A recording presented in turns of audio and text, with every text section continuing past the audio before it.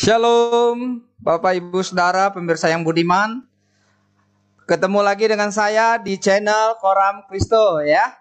Nah, Bapak Ibu Saudara yang terkasih di dalam Tuhan Yesus, hari ini kita akan membahas tentang mujizat masih adakah? Gitu ya.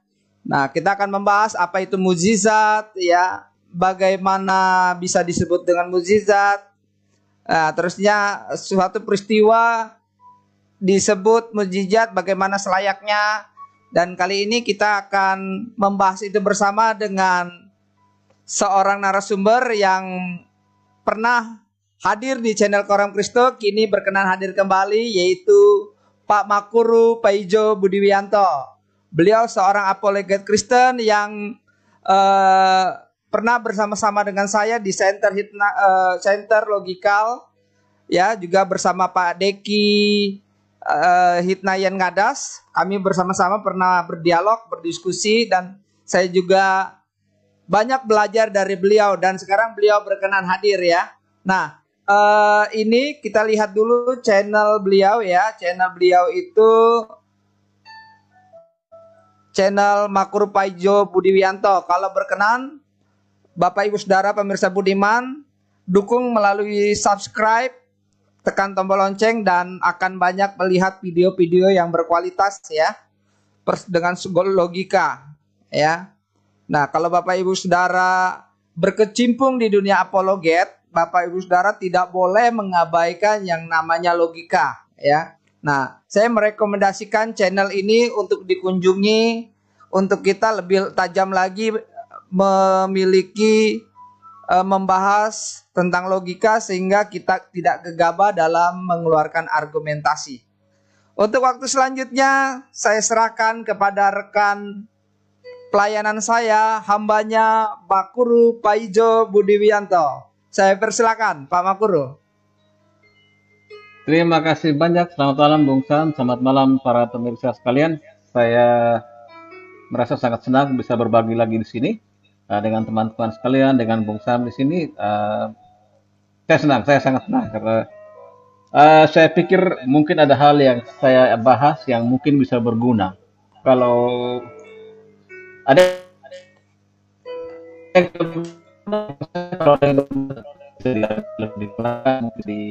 apa namanya, bisa dijadikan bahan pertimbangan at least. Nah, saya malam ini akan membahas tentang mujizat. Saya pikir mungkin di antara kita di sini yang nonton ini, kalau saya lihat backgroundnya Bung Sam, saya pikir mungkin banyak yang percaya bahwa mujizat itu ada ya. Ada juga mungkin yang tidak percaya, ada juga mungkin yang masih mendua. Nah, malam ini saya tidak akan memberikan jawaban ada atau tidaknya, tapi saya hanya akan memberikan kepada kita kerangka berpikir bagi kita. Ada pilihan-pilihan kerangka berpikir bagi kita untuk menilai tentang mujizat. Karena saya percaya bahwa setiap orang Kristen adalah mendapat urapan dalam urapan Kristus, yaitu nabi, imam, dan raja. Jadi kita harus punya pendapat untuk diri kita masing-masing. Kita jangan menggantungkan diri kepada pendeta atau para sarjana teologi. Oh, saya percaya karena si A bilang begini. Jangan. Kita harus memutuskan untuk diri kita sendiri. Kita harus mendengarkan apa yang mereka katakan, tapi kita harus memikirkan untuk diri sendiri. Karena nanti kalau Tuhan minta pertanggungjawaban kita, Tuhan tidak minta bilang, bagaimana menurut pendapat pendeta kamu tentang mujizat? Coba kamu jelaskan saya. Tidak, kita diminta pertanggungjawaban tentang pendapat kita masing-masing, apa yang kita percaya. Jadi kita harus punya tanggung jawab untuk diri kita sendiri. Pendeta, penginjil boleh mengajar, teolog boleh mengajar, tapi kita yang memutuskan. Ini saya terima, ini tidak. Kalau saya terima, kenapa saya terima? Jadi dengan pemahaman seperti itu, saya akan mencoba untuk sharing apa yang saya pikir saya bisa sharing dengan teman-teman sekalian ya. Baik, saya akan coba sharing sekarang.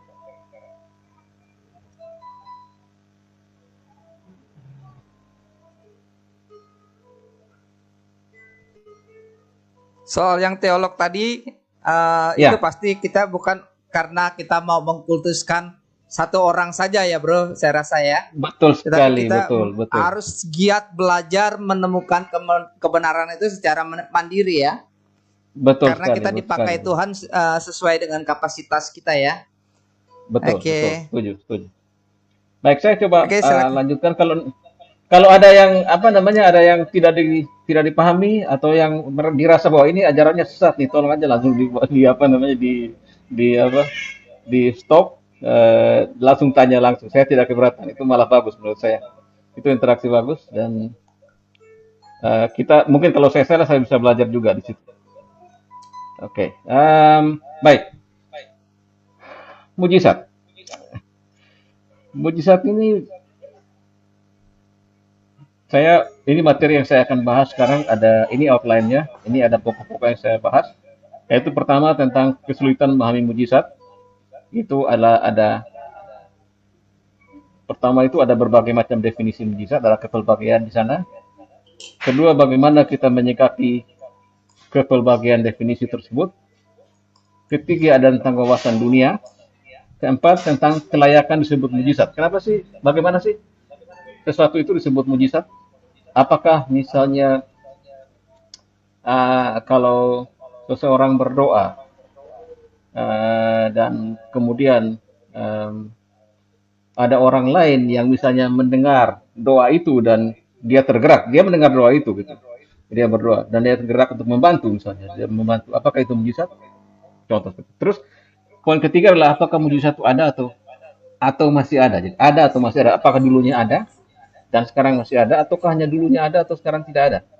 Dan di bagian terakhir saya akan kasih pendapat pribadi saya. Jadi yang awal-awal, yang pertama ini merupakan semacam kerangka buat kita untuk berpikir tentang mujizat. Jadi pada saat kita bicara tentang mujizat, ini hal-hal yang saya pikir kita harus coba renungkan. Kalau ada teman-teman yang tidak paham, langsung saja ya.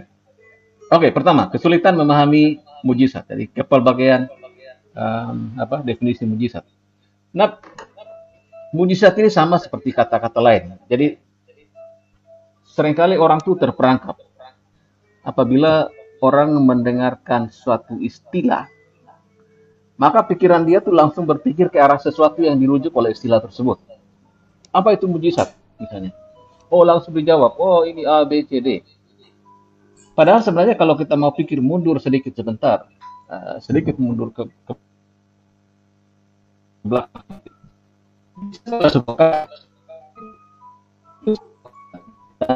Oke, Bro kalau kita Makurir, tidak tahu, lanjut. mohon maaf, tadi ada Ya, suara yang lanjut. terputus di berbagai kebelbagian Ya, definisi oke. mujizat itu ada suara yang terputus. Ya, Oh, Prisik, oke. mohon Dan- diulangi. Oke, sorry. Oke. Pertama, yang kita lihat di sini ada berbagai definisi mujizat. Hal yang saya pikir kelemahan kita pada saat kita berbicara tentang apapun, tentang logika, tentang mujizat, tentang doktrin ini, doktrin itu. Masalahnya pertama adalah yang pada saat kita mendengarkan satu kata, pikiran kita langsung merujuk kepada apa yang menurut kita dirujuk oleh kata tersebut. Jadi kalau kita mengatakan mujizat, orang langsung tidak berpikir bahwa mujizat itu adalah sebuah kata. Gitu. Padahal sebenarnya mujizat itu adalah sebuah kata. Kata itu tidak memiliki arti apa-apa kalau kita tidak tahu apa yang dirujuk oleh kata tersebut. Jadi andaikan misalnya ada orang dari Mars, kalau ada makhluk dari Mars ya, mungkin ada makhluk apa dari Mars yang punya intelijensi datang ke bumi, dia dengar kata mujizat, dia tidak ngerti apa artinya. Dia tidak ngerti. Karena dia tidak tahu bunyi mujizat ini berhubungan dengan apa. Apa yang dirujuk oleh mujizat ini. Nah, masalahnya lagi adalah bahwa kata-kata ini, istilah-istilah ini, istilah seperti mujizat, logika, dan sebagainya, bisa orang gunakan untuk merujuk kepada hal yang berbeda satu dengan yang lain. Nah, perbedaan itu bisa ada memang karena perbedaan, tapi sebenarnya hanya perbedaan, bukan pertentangan. Tapi kadang-kadang ada pertentangan. Jadi ini dua hal yang berbeda. Berbeda itu belum tentu dua hal yang berbeda belum tentu saling bertentangan dan saling meniadakan. Bisa jadi ya dua halnya ya berbeda, tapi sebenarnya bisa ada bersama-sama. Tapi kalau bertentangan itu yang menjadi masalah. Nah, coba kita lihat di sini ada beberapa definisi yang coba saya angkat. Saya pikir di luar sana mungkin masih ada ya, masih ada banyak definisi lain tentang mujizat. Tapi saya hanya angkat yang saya pikir sering sering kita dengar atau sering kita simak ya. Pertama adalah peristiwa yang tidak dapat dijelaskan secara ilmiah. Jadi ada satu peristiwa, apapun itu ya. Setelah itu orang cari, dilihat dari teori apapun, teori gravitasi, teori kuantum, teori kedokteran, teori apapun, tidak bisa dijelaskan. Nah, orang berpikir bahwa itu adalah mujizat. Dan hanya itu yang disebut mujizat. Ada yang percaya bahwa mujizat itu adalah sesuatu yang penyebabnya supra alami. Jadi setelah dicari-cari itu tidak ada penyebab alami atau tidak ada teori ilmiah yang menjelaskan itu, dia pikir oh ini penyebabnya adalah sesuatu yang supra alami, sesuatu yang tidak ada di alam ini. Misalnya ada roh-roh, entah roh baik, roh jahat, entah Tuhan atau malaikat. Jadi ada sesuatu di luar alam natural, alam bumi, alam semesta bumi dan alam semesta material ini. Ada juga yang mengatakan bahwa mujizat itu adalah sesuatu atau peristiwa yang melanggar hukum alam. Jadi misalnya di hukum alam itu salah satunya adalah hukum gravitasi misalnya. Hukum gravitasi menyatakan bahwa benda itu kalau dilepaskan dari atas dia akan jatuh ke bumi gitu, karena ada daya tarik gravitasi. Tapi kalau tiba-tiba sebuah benda yang berat, misalnya 5 ton, tiba-tiba tanpa penyebab yang jelas dia naik sendiri ke atas, itu disebut melanggar hukum gravitasi dan karena itu disebut mujizat. Okay. Terus ada lagi yang mengatakan bahwa peluang itu peristiwa yang peluangnya sangat kecil terjadi, tapi terjadi juga. Misalnya ada orang yang terkena kanker, misalnya dia sudah stadium berapa, stadium 5 atau berapa lah, stadium kritis lah, ada sudah kritis. Tapi tiba-tiba dia pulih, dia sembuh, hidupnya normal kembali misalnya, dan dia bisa bertahan hidup sampai berapa puluh tahun kemudian. Contoh kasusnya itu Alexander Solzhenitsyn, seorang pakar dari Rusia, saya lupa pakarnya di bidang apa, yang kemudian dia dibuang oleh pemerintah Rusia bersama dengan kritik pemerintah Rusia waktu itu di daerah perbuangan, dan dia didiagnosa diagnosa telah menderita penyakit kanker stadium akhir lah ya, dan dia diperkirakan hanya bisa hidup sampai mungkin 2 atau 3 bulan seperti itu. Tapi ternyata kemudian dia sembuh, itu sekitar tahun 50-an ya, atau berapa saya lupa, sekitar 50-an. Ternyata dia sembuh dan dia itu justru hidup dan berkarya, terakhir dia dapat Nobel di tahun berapa? Saya lupa, tapi 70-an dan kemudian dia meninggal tahun 80-an kalau tidak salah. Ya, itu peluangnya sangat kecil untuk dia hidup kembali normal, untuk sembuh dari kanker itu, tapi dia sembuh dan bisa hidup lebih lama, lebih panjang dan dapat Nobel lagi. Itu disebut mujizat. Ada yang memandang mujizat itu hanya sebagai hasil yang dipandang luar biasa dari satu hal atau satu kejadian atau satu usaha tanpa perlu intervensi ilahi. Misalnya ada yang bilang ada mujizat kedokteran, ada keajaiban kedokteran, ada mujizat ilmu fisika dan sebagainya. Kita banyak lihat seperti itu di internet. Misalnya ada orang yang dulunya sakit jantung, gitu. Yang misalnya sebelum ada sebuah terapi kedokteran, dia tidak bisa hidup lebih lama, tapi dengan terapi kedokteran, misalnya dia bisa malah hidup dengan produktif. Itu disebut mujizat. Jadi kita lihat di sini ada banyak definisi mujizat. Jadi ada satu kata mujizat, tapi apa yang dibalik kata itu ada banyak 1, 2, 3 mungkin 1000 mungkin. Nah itu yang harus kita paham, bahwa mujizat itu sebuah kata, dan orang itu saat mendengar kata mujizat itu pikirannya banyak, mau kemana gitu. Ada yang ke sini, ada yang ke sana, ada ke sini. Itu kesulitan. Itu kesulitan kita. Jadi pada saat kita dengar orang bilang mujizat, kita tidak bisa serta-merta langsung bilang, oh berarti saya juga bilang mujizat, berarti kita berbicara tentang hal yang sama. Belum tentu. Kita harus pahami.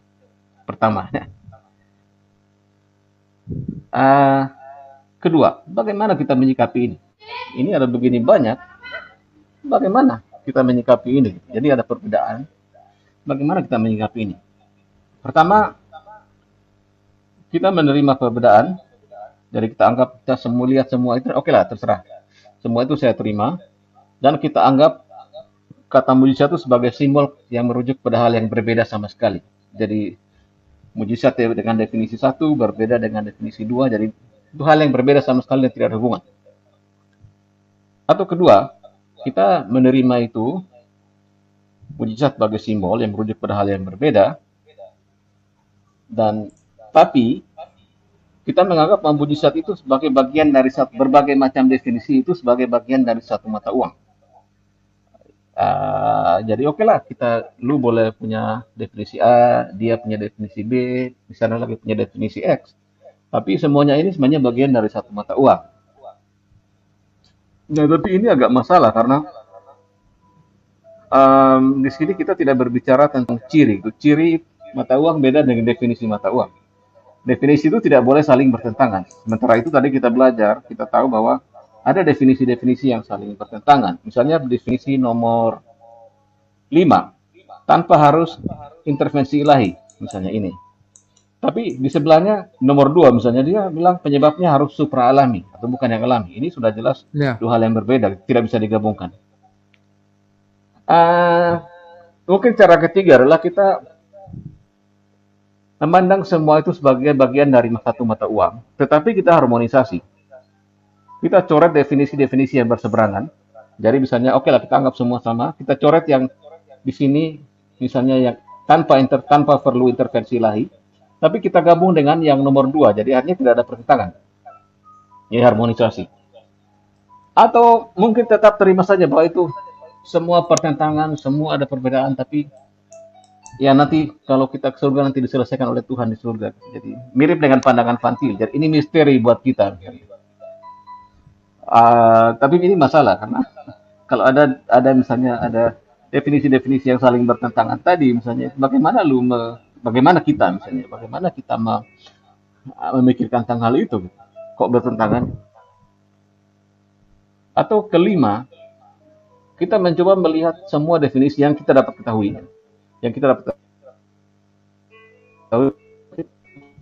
dengan kompatibilitas. Jadi kalau yang pertama tidak sepakat dengan nomor 5 yang tadi, maka kita gabung dengan yang lain saja dan nomor 5 urut sendiri. Jadi kumpul semua definisi terus digolong-golongkan. Jadi mungkin dari 1000 definisi itu kita hanya dapat mungkin 5 atau 6 definisi karena kita sudah kumpul yang saling berkompatibel satu dengan yang lain, saling sesuai satu dengan yang lain. Atau yang keenam itu kita membuat definisi lain. Kemudian berdasarkan definisi itu kita gabungkan semua hal yang saling kompatibel. Jadi kalau yang kelima tadi kita lihat dulu mana yang kompatibel satu dengan yang lain, mana yang kompatibel satu yang kita gabungkan, baru kita munculkan definisi dari situ. Kalau di sini tidak, kita buat definisi sendiri, kita gabungkan semua yang saling kompatibel, yang saling tidak bertentangan satu dengan yang lain. Yang ketujuh, kita menjadi Richard Dawkins. Richard Dawkins itu terkenal karena dia tidak percaya Tuhan. Dan salah satu argumen dia begini. Kalau saya dengar kata Tuhan ini, di Kristen bilang A, di Hindu bilang B, di Buddha bilang C, di Islam bilang apa lagi G. Di agama lain bilang, di agama-agama Yunani, agama-agama kuno Yunani bilang X. Misalnya. Ini istilah Tuhan merujuk pada banyak hal. Berarti hal yang dirujuk ini tidak ada. Nah, kita mencoba, kalau kita mengambil pendekatan Richard Dawkins, kita mengatakan, mujizat dibilangnya sesuatu yang terjadi karena supranatural. Ada lagi di sana bilang mujizat tidak harus supranatural. Ya banyak sekali definisinya. Berarti mujizat tidak ada. Oke. Itu sesat pikir ya. Tidak bisa seperti itu. Menurut saya. Tapi kalau teman-teman menjadi Richard Dawkins itu tidak apa, tapi menurut saya ini tidak masuk akal, tidak cerdas, karena hanya karena satu istilah itu merujuk pada banyak hal. Orang sana mengatakan ini, orang sana mengatakan ini, tidak berarti bahwa itu ada masalah di sana. Masalahnya di kita. Atau ke-8, kita menerima definisi terbaru. Jadi apapun yang orang gunakan definisinya, kita buat orang lain buat definisi, kita cari-cari literatur, oh ini definisi terbaru. Saya pakai yang terbaru aja dah. Tapi nanti ini terjatuh pada sesuatu yang kita sebut sebagai chronological hubris, jadi kesombongan kronologis. Jadi sesuatu yang baru itu pasti benar. Gitu. Karena kita belajar bahwa sesuatu yang baru itu belum tentu benar dan yang lama pasti salah gitu. Itu di dalam kehidupan kita itu jelas seperti itu. Atau ke-9, tidak peduli sama sekali. Tidak peduli lah gitu. Tapi menurut saya sih, kalau kita mau berinteraksi dengan orang lain, kita mau ada komunikasi dengan orang lain, atau pembicaraan orang lain terkait mujizat, kita harus peduli. Kita harus tahu definisi-definisi ini, sehingga pada saat diskusi kita tanya orang, kita diskusi apa sih maksud mujizat. Kita saling bisa diskusi, kenapa bilang seperti ini, kenapa bilang seperti itu. Nah, itu saya pikir itu cara yang kita dapat gunakan untuk memaknai perbedaan definisi mujizat. Jadi ingat, tiap orang tuh seringkali, ya lanjut. Ada pertanyaan? Ya, jadi sebelum kita masuk ke wawasan dunia, soal definisi ini apakah nanti bisa dijawab secara tuntas ke pembahasan berikutnya atau udah selesai? Pasti saya akan bahas karena ini hanya kerangka. Jadi di bagian pendapat saya akan kasih tahu pendapat saya tentang ini. Ini kerangkanya. Jadi kita lihat definisi segala macam. Ya, nanti saya punya pendapat di bagiannya. Nanti saya bilang pendapat saya tentang hal ini, pendapat pribadi saya. Ya. Saya akan kasih tahu definisi saya. Ya. Apakah nanti di soal poin nomor 2 tentang melanggar hukum alam juga akan berubah di pendapat pribadi nanti? Ya, saya akan coba bahas ya. Ya, silakan. Next. Lanjut, Bro. Ya. Hal berikut lagi yang mempersulit kita memahami tentang mujizat adalah wawasan dunia. Wawasan dunia itu seperti cara kita, itu seperti kepercayaan yang paling mendasar yang kita miliki tentang dunia. Jadi misalnya ada orang yang percaya bahwa alam semesta ini hanya terdiri dari materi dan energi, titik. Tidak ada yang namanya Tuhan, yang namanya malaikat, tidak ada yang namanya, semuanya hanya materi dan energi, titik. Sementara itu ada yang percaya bahwa alam semesta ini bukan hanya materi dan energi. Ada yang lain, ada Tuhan, ada malaikat, ada setan, ada segala macam. Ada roh-roh, segala macam. Nah, jadi kita lihat di sini, ini pandangan-pandangan yang orang pakai, yang sekarang orang asumsikan sebagai benar. Asumsikan di sini maksudnya adalah orang tidak jelaskan itu, tapi dia di dalam pikiran dia pada saat dia memandang dunia, itu dia percaya pada hal seperti itu. Jadi seorang yang naturalistik misalnya, pada saat dia melihat satu kejadian, seaneh apapun dia tidak akan menghubungkan itu dengan Tuhan. Dia hanya berpikir bahwa ini mungkin ada prosedur atau ada prosedur atau cara-cara kerja alam yang kita belum ketahui sehingga kita tidak bisa jelaskan. Jadi naturalistik. Jadi semua itu yang ada di alam itu sudah. Naturalistik itu ada naturalistik materialis, dari Tuhan dan hal-hal lain yang selain yang diidentifikasi oleh sains tidak ada. Tapi ada yang naturalistik non materialistis. Tuhan ada, Tuhan tidak ada, tetapi ada kekuatan-kekuatan lain yang saat ini mungkin tidak terdeteksi, tapi hal-hal lain itu pun sebenarnya muncul akibat ada interaksi antara materi dan energi. Jadi misalnya begini, kalau kita lihat, semoga teman-teman ada yang pernah belajar kimia ya. Jadi oksigen itu kan terdiri dari air itu kan terdiri dari atom oksigen dan atom hidrogen kan. Ya. Nah, atom-atom itu memiliki sifat yang berbeda sama sekali.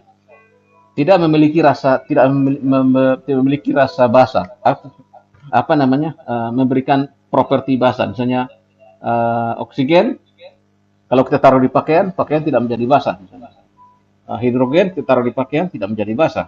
Tapi setelah digabung antara oksigen dan hidrogen bentuk H2O, muncul satu properti yang bisa membuat pakaian kita basah kalau terkena H2O tersebut. Jadi ada orang-orang yang naturalistik yang merasa bahwa masih ada hal lain di luar materi mungkin yang saat ini kita tidak bisa deteksi, tapi itu sebenarnya bukan sesuatu yang supernatural, sesuatu yang bisa dijelaskan secara alamiah saja, karena ada interaksi antara berbagai hal ini, berbagai materi dan energi ini, sehingga pada akhirnya ya muncul hal atau sifat-sifat baru yang tidak ada pada saat unsur-unsur itu berdiri sendiri gitu. Samping itu ada supranaturalistik, yaitu Tuhan ada, Tuhan ada. Dan seperti orang Kristen, orang Muslim,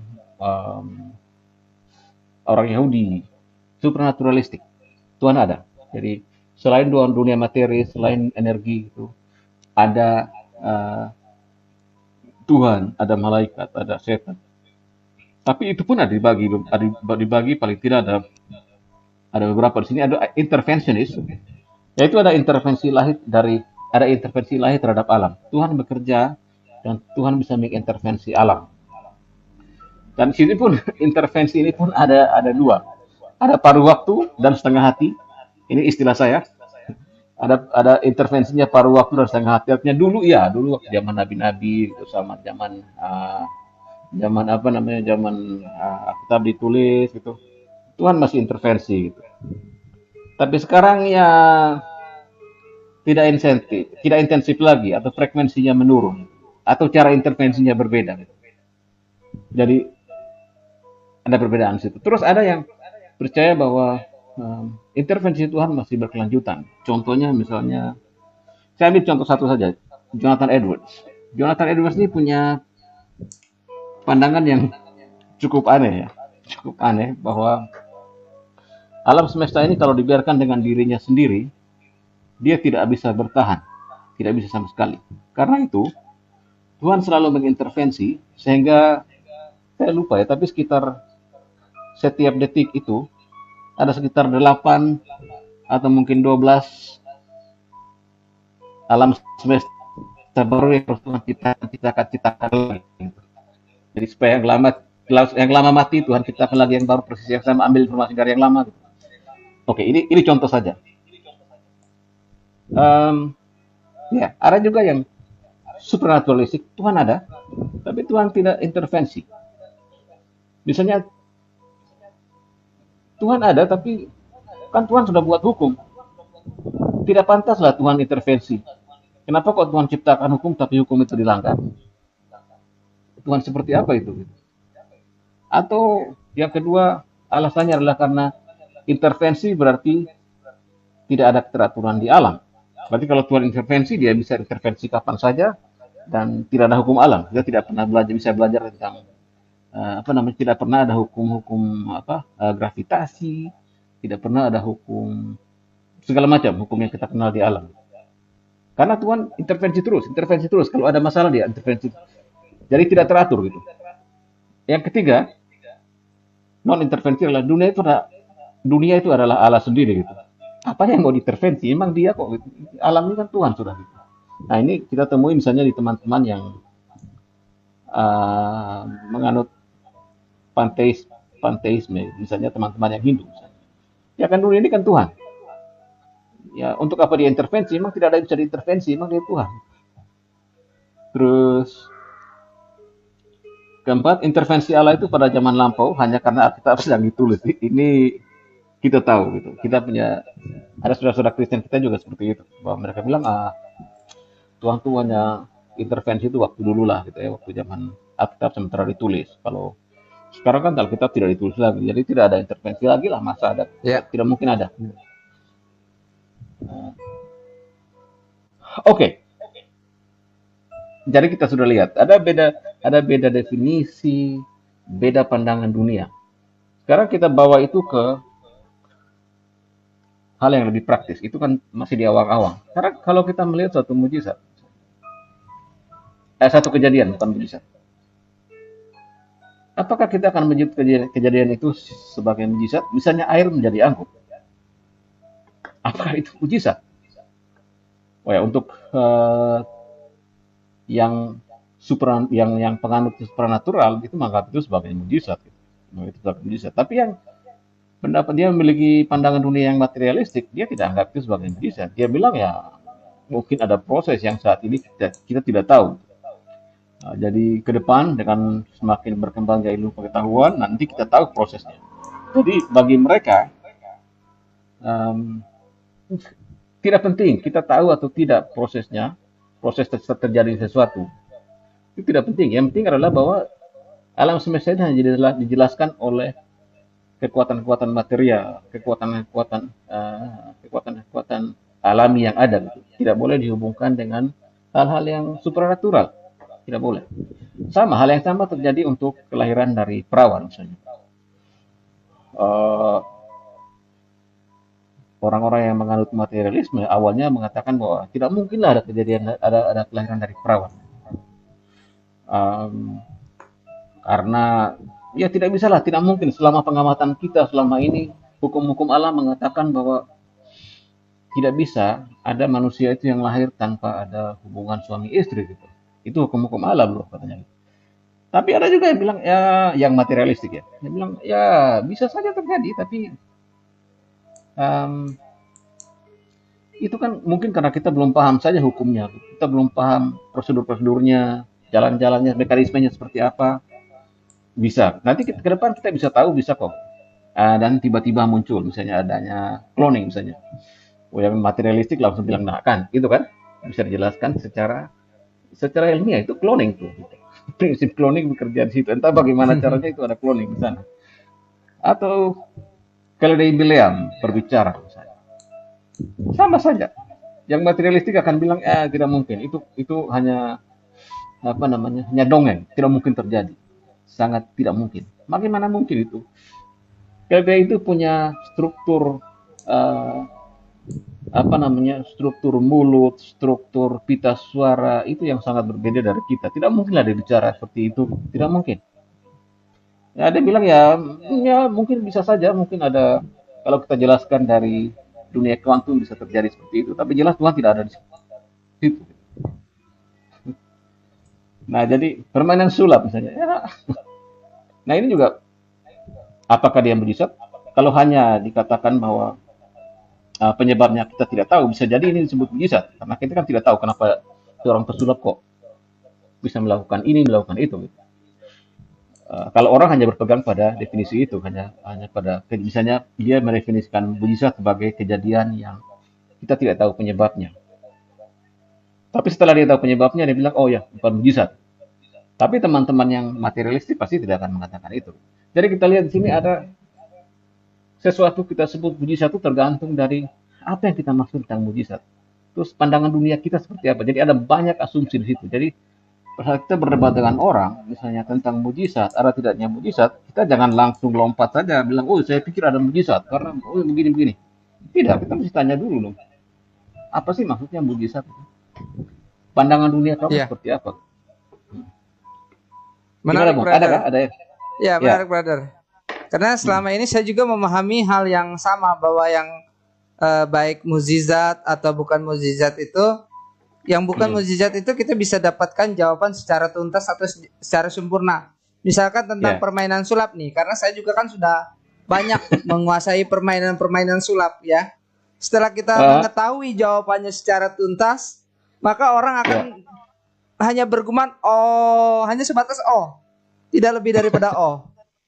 Nah, saya memikirkan, nah inilah yang bukan mukjizat gitu. Karena orang akan dengan orang yang punya kecerdasan tinggi, orang akan cepat nangkep dan orang hanya akan berkata oh gitu ya. Tapi kalau mukjizat, ya saya tidak mengatakan itu melanggar hukum alam. Kalau menurut saya itu melampaui hukum alam karena ujungnya pasti misteri. Ya kan?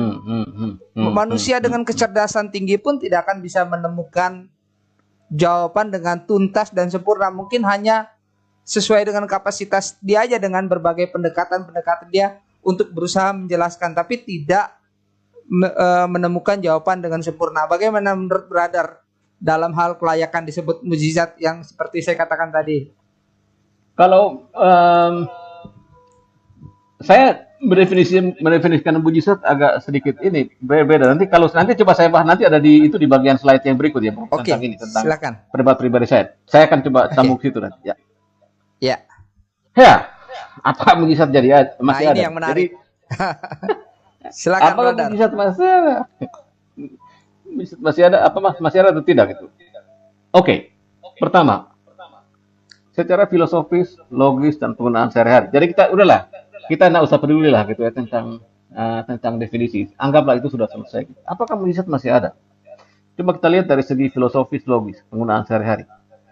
Ya. Pertama, ya, jawabannya ya. Karena dan kemungkinan akan ada terus. Karena apa? Karena mujizat itu hanya sebuah kata gitu. Dan sebuah kata itu bisa orang gunakan untuk merujuk pada apapun. Itu bisa. Jadi seperti tadi kan, bahkan produk-produk sains pun yang luar biasa pun gitu, itu dianggap disebut sebagai mujizat. Jadi kata itu akan tetap ada. Kata itu akan tetap ada selama mungkin tidak ada orang yang berusaha untuk memerangi kata itu, bilang dia menggunakan segala macam sumber daya yang ada untuk bilang, oh hapus kata mujizat dari kamus seluruh dunia, dari kamus bahasa Indonesia, hapus itu kata, dia akan tetap ada. Dan tapi mungkin kata itu merujuk kepada hal yang berbeda, bahkan bertentangan. Tapi kalau misalnya kita lihat dari definisinya, kembali ke definisi gitu, bisa ya, bisa tidak, tergantung dari definisi ya, tergantung definisi. Jadi ini kembali lagi kita harus tahu definisi apa sih yang dimaksud dengan mujizat itu. Terus secara teologis, ya ada yang ya, pandangan kontinuanis, misalnya orang yang berpandangan bahwa mujizat itu tidak berhenti pada zaman Alkitab ditulis, tapi masih terus berlangsung sampai saat ini. Atau ekspansionis ini dia mengajarkan bahwa mujizat itu bukan hanya berlanjut, tapi akan semakin lama semakin besar dari segi frekuensi, akan semakin sering terjadi, dan juga dari segi orang yang melakukan mujizat. Jadi kalau dulu misalnya hanya orang-orang yang dekat sama Tuhan Yesus saja, misalnya yang para rasul dan sebagainya, ini saat ini bisa dikerjakan oleh siapapun. Orang yang tidak punya jabatan di gereja pun dia bisa membuat mujizat dalam nama Yesus misalnya.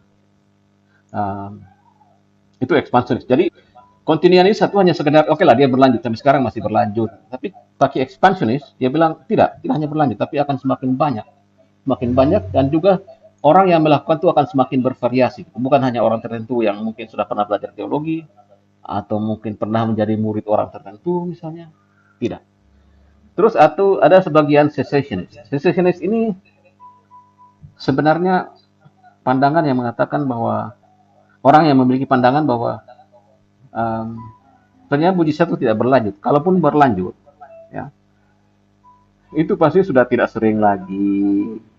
Terus mujizat itu pun mungkin tidak sama dengan mujizat penyajian baru, segala macam. Jadi ada ya tetapi, ya berlanjut tetapi tidak sering, tetapi segala macam banyak.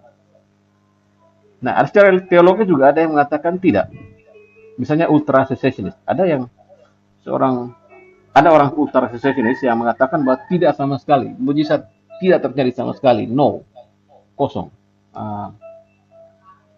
Saya pernah baca tulisan seseorang yang terkena kanker, tapi tiba-tiba kankernya itu hilang gitu. Dia bilang itu bukan mujizat katanya gitu. Ya, dia bilang no, tidak. Yang disebut mujizat itu hanya yang terjadi pada zaman Tuhan Yesus. Dia bilang tidak ada mujizat. Tapi aneh, setelah mungkin 3 bulan, 4 bulan dia ngomong seperti itu, kankernya kembali dan dia meninggal. Saya tidak tahu ada hubungan atau tidak, tapi ada sesuatu di sana yang kita perlu pikirkan. Ada kaum Deis ini yang mengatakan bahwa Tuhan itu menciptakan alam semesta, dia kasih alam semesta itu aturan, Dan setelah itu membiarkan alam semesta itu berjalan sesuai dengan aturan yang sudah dia kasih. Dia tidak akan intervensi lagi. Itu sudah dia jalan, itu sudah. Kau hidup dengan itu, saya sudah ciptakan kau, silakan jalan sendiri. Tuhan tidak peduli lagi. Dia tidak dengar doa lagi, dia tidak dengar apa-apa lagi. Astaga. Jadi, itu kaum days. Nah, jadi ini. Jadi kalau kita bertanya apa mujizat itu masih ada dan atau masih ada hal-hal seperti ini yang terjadi. Um, ada jawaban-jawaban seperti ini. Dan itu saya pikir kita perlu pertimbangkan saat itu kita bertemu orang, misalnya dia jawab apa, kita mesti pikir, oh dia dari mana dia, apakah dia, kalau dia bilang ya, apakah dia continuous, expansionis atau cessationist sebagian, atau kalau dia bilang tidak, apakah dia ultra cessationist atau days atau apa. Jadi kita harus tahu. Jadi kalau kita bicara sama orang, kita harus, kalau dia bilang ya atau tidak, kita coba gali lebih lanjut. Kenapa dia bilang seperti itu? Nah, ini pendapat saya. Nah, ini dia. Itu hanya kerangka yang sebelumnya, kerangka yang saya pakai untuk memahami apa yang terjadi. Terus ini, ya saya percaya mujizat itu ada. Amin. Karena saya tidak pernah melihat ada ayat yang mengatakan bahwa mujizat tidak akan terjadi lagi. Kedua, definisi mujizat yang saya gunakan adalah mujizat adalah kejadian atau peristiwa-peristiwa yang benar-benar terjadi yang Tuhan gunakan sebagai satu providensi dari bagian dari pemeliharaan Tuhan kepada kita. Dua, dia ingin mengkomunikasikan atau mengingatkan kita sesuatu yang terkait dengan iman kita. Mungkin selama ini kita tidak berdoa lagi, mungkin selama ini kita melupakan Tuhan dan sebagainya, atau meremajakan iman kita, dari iman kita yang selama ini mungkin kita sudah, saya kok sepertinya ini hubungan saya dengan Tuhan tidak baik lagi, saya kok sepertinya jauh dari Tuhan. Mungkin dengan mujizat itu orang imannya akan diremajakan lagi, atau sebagai peringatan gitu. Hati-hati ya, saya selamatkan kamu kali ini, tapi tolong jangan berbuat jahat lagi, misalnya seperti itu. Atau dan lain, ada banyak kemungkinan. Nah, dengan definisi seperti ini, kita tidak akan terjebak dalam mekanisme terjadinya. Jadi entah nanti kita tahu mekanisme terjadinya, entah nanti setelah sains belajar, dia bisa tahu, oh mekanismenya terjadi seperti ini, proses terjadinya seperti ini, itu terlepas dari itu.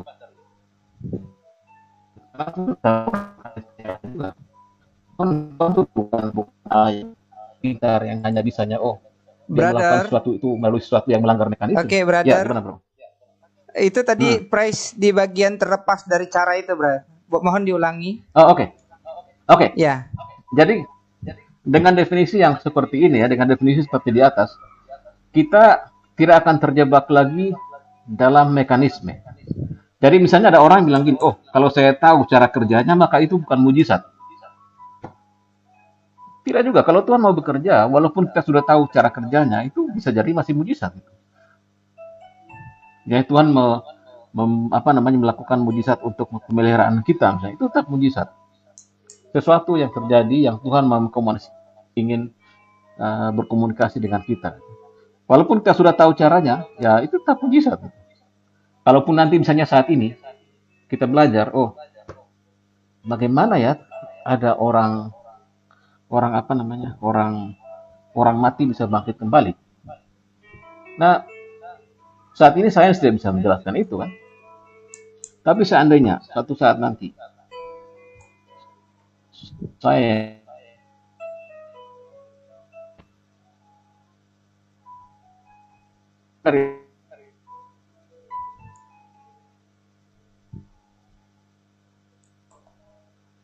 halo dan lain-lain sebagainya. Iya. Tadi suatu saat nanti, halo. Brother Price tadi. Oh ya, oke. Jadi kalau suatu saat nanti, misalnya ilmu pengetahuan bisa menjelaskan bagaimana orang mati bisa bangkit dari kematian. Kebangkitan dari kematian tetap mujizat. Karena itu yang Tuhan pakai untuk mengkomunikasikan sesuatu kepada kita. Terlepas dari itu. Terlepas dari mencengangkan tidaknya sesuatu itu, mujizat itu.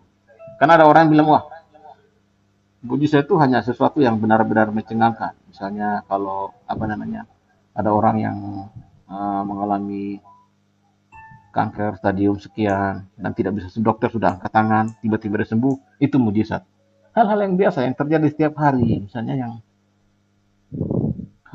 pemenuhan kebutuhan kita sehari-hari, itu tidak dilihat sebagai mujizat. Nah, dalam definisi saya itu tidak penting.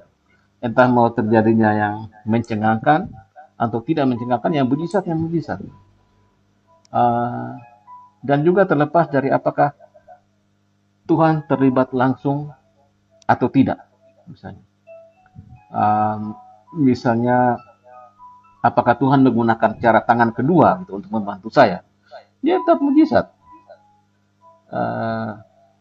Karena ada orang, misalnya orang percaya seperti ini. Kalau misalnya saya lagi butuh uang, terus tiba-tiba saya berdoa, terus tiba-tiba dari rekening saya ada uang 5 miliar misalnya. Itu baru mujizat. Haleluya. Itu baru mujizat. Tapi kalau misalnya saya berdoa, terus tiba-tiba ada hati teman saya mungkin tergerak atau apa ya, dia kasih saya mungkin 1 juta, itu tidak termasuk mujizat dia. Jadi ada hal seperti itu. Tapi dengan definisi yang seperti saya gunakan di atas, itu tidak penting. Entah Allah terlibat langsung atau tidak langsung, ya mujizat tetap mujizat. Wow atau tidak, kita tahu cara kerjanya atau tidak, tetap mujizat. Oke. Alasan praktis mengapa saya pikir cukup masuk akal mujizat masih terjadi gitu. Coba kita perhatikan sistem kesehatan kita ya, atau sistem apapun dalam kita lah, sistem pendidikan, sistem kesejahteraan. Kalau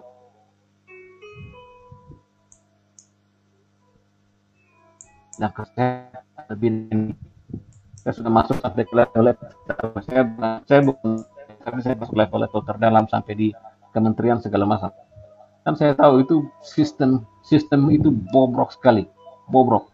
Perencanaannya bagaimana? Perencanaannya itu rata-rata itu menggunakan data yang tidak benar, kalaupun menggunakan data. Penanganan penanganan misalnya dalam dunia kesehatan, penanganan pasien di rumah sakit, ada banyak hal yang aneh terjadi, banyak keganjilan terjadi dari cara mereka menangani pasien. Terus belum lagi mafia yang menguasai perdagangan resources atau sumber-sumber daya dalam kesehatan. Ada banyak hal yang tidak beres di sana. Sementara itu kita tahu bahwa di masyarakat itu ada begitu banyak penyakit, ancaman ini, ancaman apa gitu, ancaman ini, ancaman itu. Terus masalah ketidakadilan. Ketidakadilan itu banyak. Kemiskinan. Itu menurut saya itu alasan-alasan bahwa kenapa, apakah memang Tuhan itu hanya menyelamatkan kita hanya jiwanya saja gitu. Sudah saya selamatkan kamu dari dosa, nanti kamu masuk surga. Tidak. Kalau saya baca-baca perjanjian baru, bukan hanya itu gitu. Dan sistem kita, sistem pendidikan, sistem ekonomi kita, itu masih sangat buruk, tidak melayani semua. Ada ketidakadilan di sana.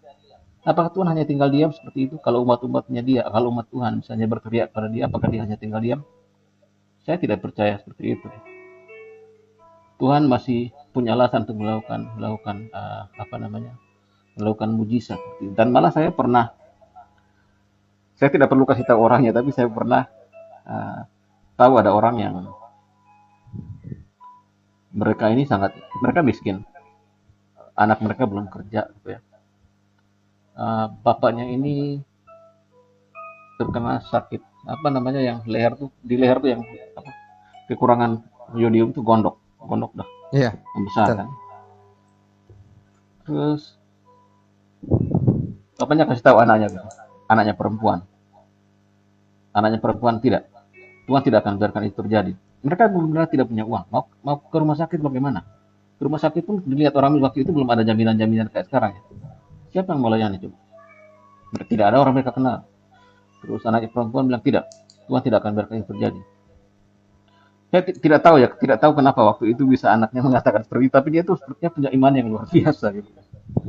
Dan entah terinspirasi oleh itu atau memang Tuhan bekerja waktu itu ya.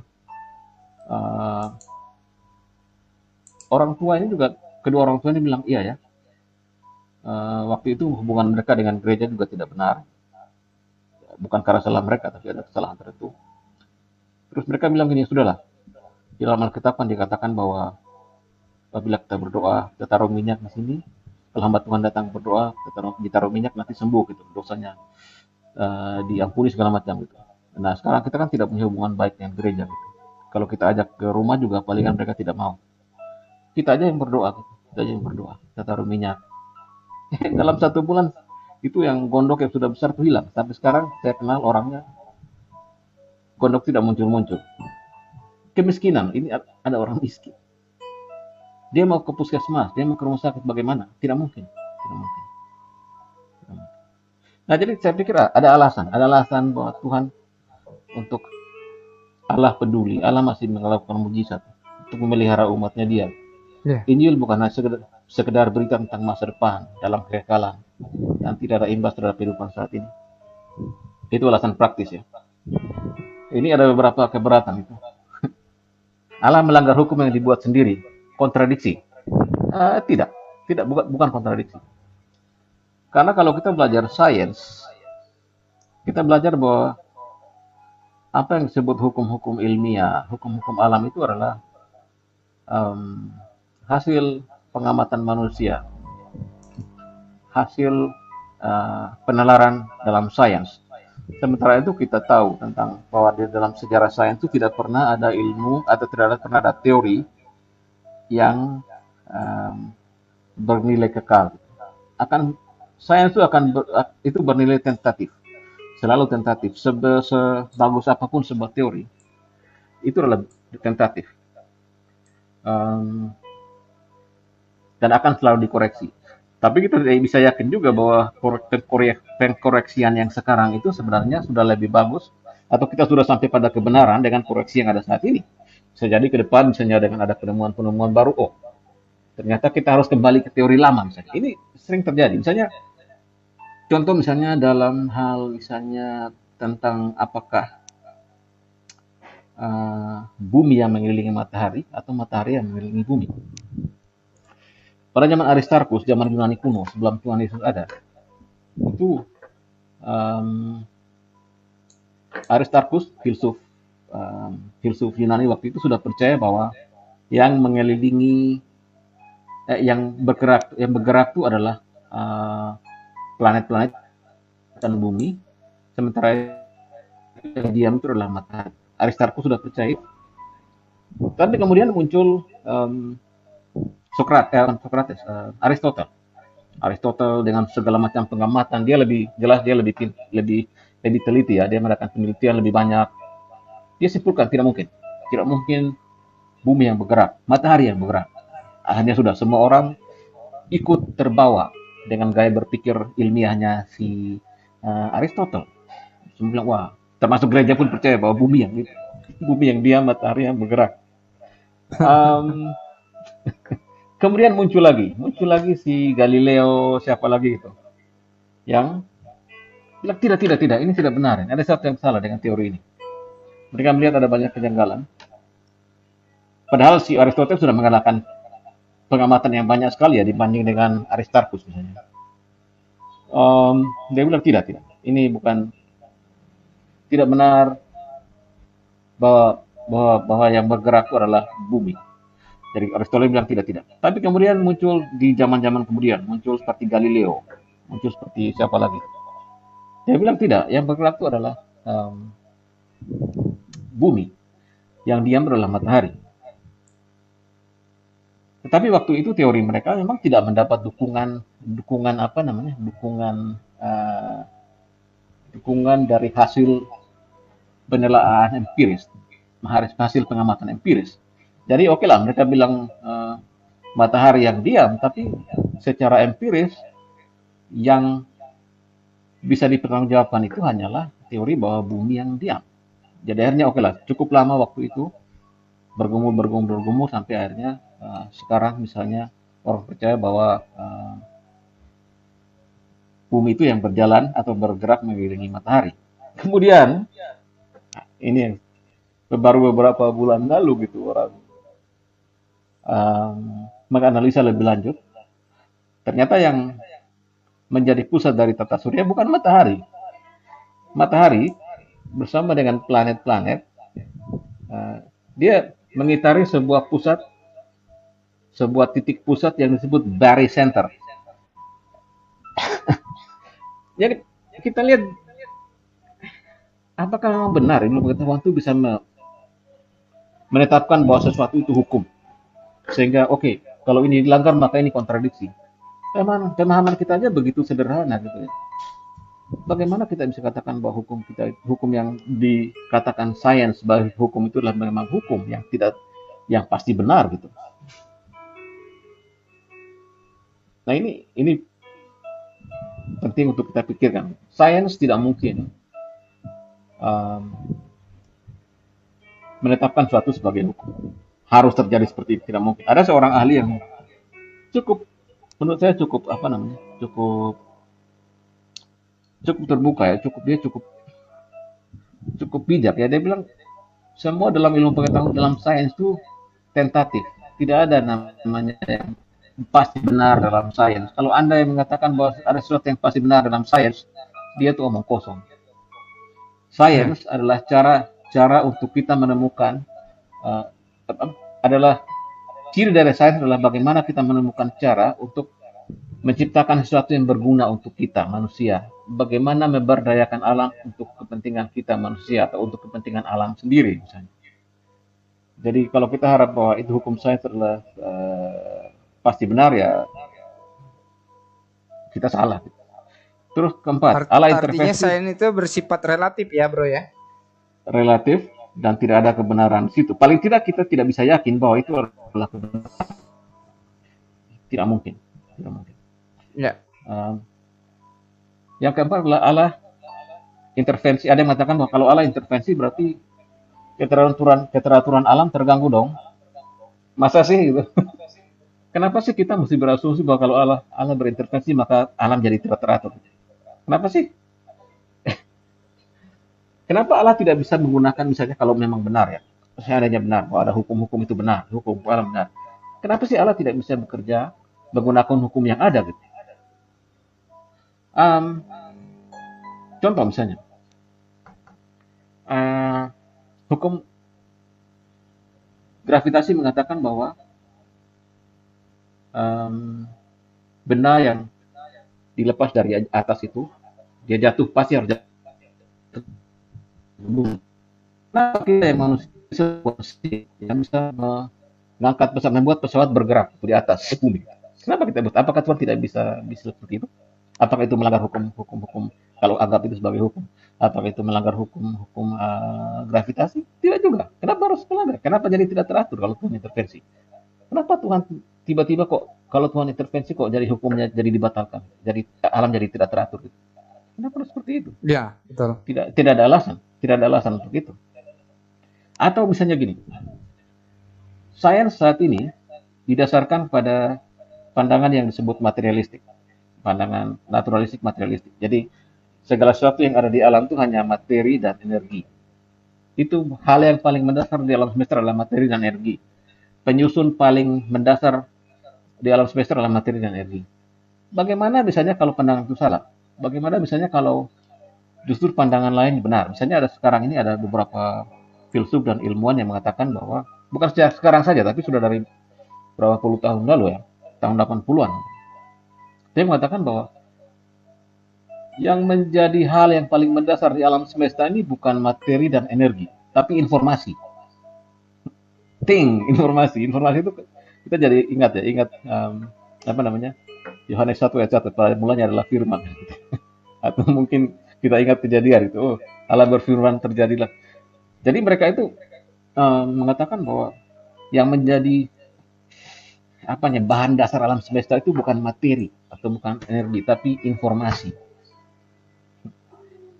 Kalau itu yang benar, maka ya kita harus merevisi ulang kita punya pemahaman. Nah, jadi ada banyak pertimbangan yang harus kita pikir kalau harus kita berhadapan dengan orang yang bilang, kalau Allah intervensi pasti tidak teratur dong, keteraturan terganggu. Tidak juga. Terus Allah sudah berhenti melakukan mujizat pasca masa apostolik. Saya tidak tahu. Saya tidak pernah baca ada ayat yang mengatakan bahwa itu sudah selesai. Tuhan bilang, oh sudah ya, saya tidak bisa buat mujizat lagi, tidak mau buat mujizat lagi sekarang. Saya tidak pernah lihat ayat seperti itu. Saya pernah lihat ada interpretasi-interpretasi, tapi menurut saya tidak secara valid, eh, sesuai dengan ayat yang mereka gunakan. Misalnya ada yang bilang, wah nanti sekarang kita belum lihat yang sempurna. Ya, itu sering digunakan. Tapi Apabila yang masalahnya sempurna adalah, itu datang gitu ya. ya, dan sekarang sudah sempurna kan, katanya seperti itu kan? Ya, Alkitab Tidak menurut juga. kalian. Kita belum sempurna. Tapi masalahnya adalah itu bisa diterjemahkan lain juga kan gitu. Kenapa harus dibilang Alkitab yang sempurna? Kita belum sempurna kok. Alkitab boleh sempurna, kita belum sempurna. Pemahaman kita belum, kesehatan kita belum sempurna, keselamatan kita belum sempurna. Kan belum sempurna. Apa keselamatan kita sudah sempurna? Tidak, kita masih sakit kok. Pada saat kita sampai di surga nanti, itu kita tidak butuh mujizat lagi. Jadi menurut saya kesempurnaan itu lebih ke arah pada saat kita tidak butuh itu lagi. Saat iman kita sudah sempurna, pengetahuan kita sudah sempurna, kita tidak butuh lagi misalnya ada nubuat-nubuat apa-apa, tidak butuh lagi ada penglihatan-penglihatan.